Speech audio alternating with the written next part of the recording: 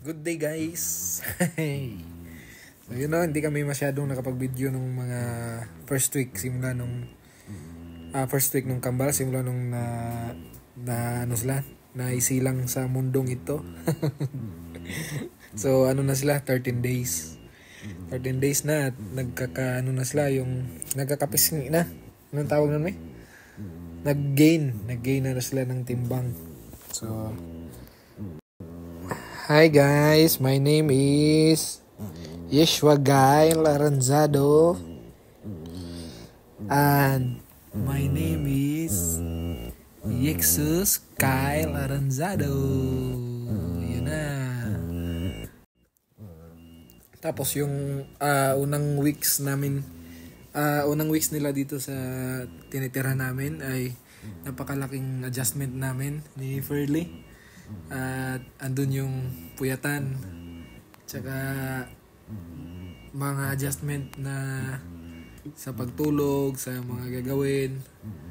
Tapos ang daming bumisita rin nung mga unang araw nila dito sa bahay. So kaya hindi kami masyadong nakapag-video. So sana pag medyo mainit-init na yung panahon, may pasyal ko sila dun sa mismong sa labas, mapaarawan man lang.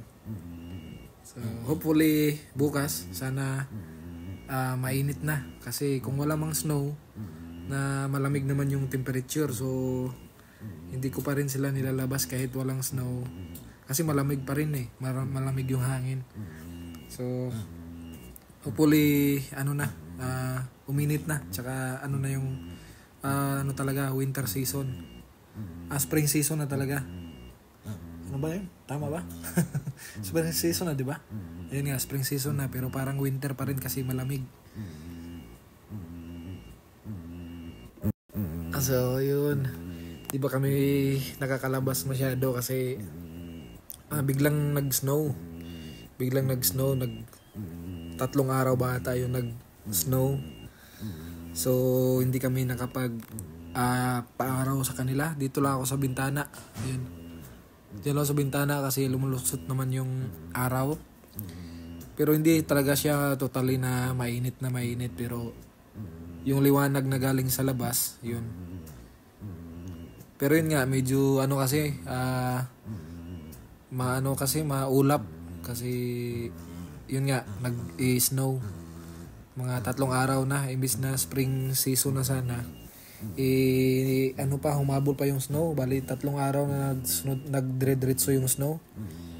Buti ngayon tumigil na, so at least hindi na masyadong malamig dito sa Hindi na masyadong malamig, so baka bukas kung mainit, baka i-try ko silang ipaarawan dun sa labas kung may araw man na si Sidlak.